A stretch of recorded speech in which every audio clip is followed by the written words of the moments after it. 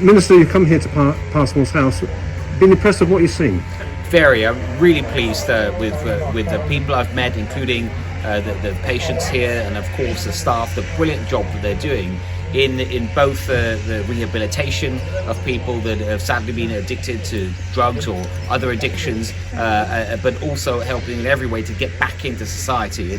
And this is a huge priority for the government. We're allocating some £800 million over the next few years extra to drug rehabilitation and trying to do all that we can. And this is a fantastic example of what I want to see much more of around the country. Harlow is leading the way. And that's great, but is this like the only one south of Manchester? And if so, why has that happened? Well, no, this is one of the few where detox and rehabilitation is combined, so it's done in the same place. And I think there's something really important about that, and see what more we can do.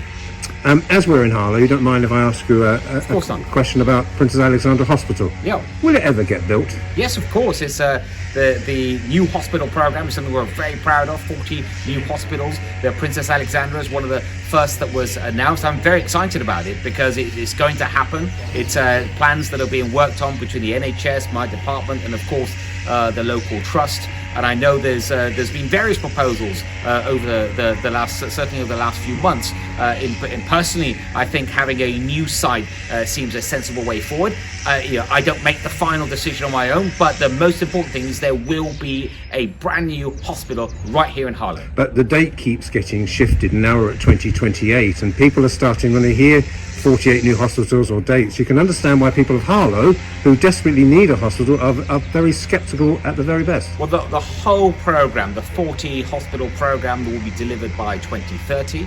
And I couldn't tell you today exactly where the new Harlow hospital is going to be within that, but it is a priority hospital, not least because of Robert Halfon, the local MP, and how much he has focused on this. But it's something that we all want to see happen as quickly as possible. And just two more questions. Mr. Halfon has had to, it seems like he had to go around to different GP surgeries and speak to the CCG and say, are they as open as they should be?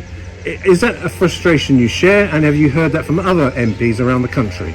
Well, even as a local MP myself, I've heard from my own constituents about the difficulty of getting access to GPs in the normal way. But people, I think, do understand because of COVID, things have had to be different, especially at the height of the pandemic when we didn't have the vaccines and stuff.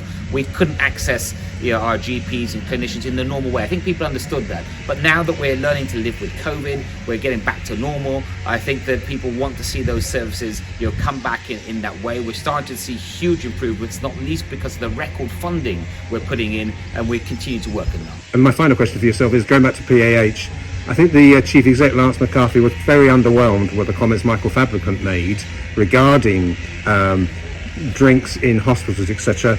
Will you have a word with Mr. Fabricant and maybe say, please be more helpful? Look, I don't recognise what Mr. Fabricant said. He's a good friend of mine, but I don't recognise his comments. All I recognise, especially over the last few years, it's been the most challenging time for anyone working in health and care, and our health and care professionals, they could not have done more to help our country. Thank you very much. Mr. Halfon, if I could just go to yourself for a second. You must have been very impressed with what we have here in Harlow. Yeah, it's an incredible, one of its kind. Outside London, we're residential care, getting people off addictions like drugs and alcohol. And I'm very pleased that the Health Secretary has come here, and £1 million, a lot of hundreds of millions of pounds are coming to help with drugs rehabilitation. £1 million is coming to Essex to help with places like this wonderful project.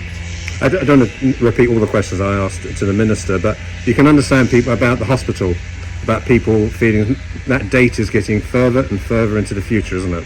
Well, the Prime Minister's announced Harlow is getting a new hospital. You just heard the Health Secretary say that the new hospital is a priority.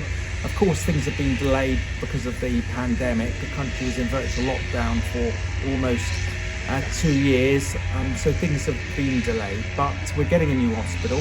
It was announced in the Levelling White Paper of all the hospitals they could have picked.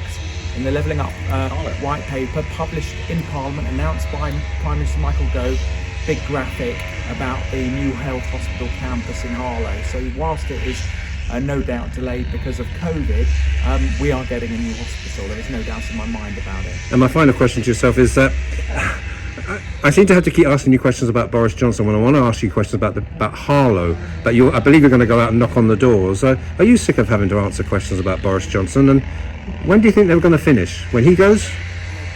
Well, of course, I'm very sad that these parties took place. I've made that very clear to your Harlow on a number of occasions. I was speaking to residents this morning in the town centre about it. It shouldn't have happened.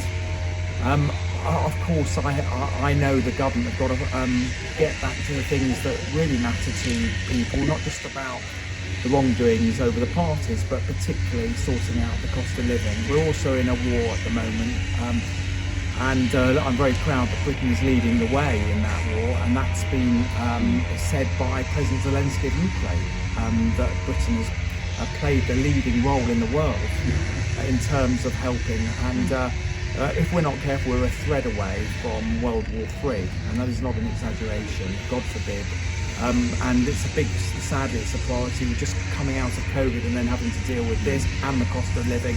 The government has spent £20 billion plus trying to help cut the cost of living for people across the country and Harlow residents, cutting fuel duty, giving rebates on the energy bills and the council tax. And I will continue to campaign and work hard in Parliament and try and make sure that the government treats cutting cost of living as a main priority.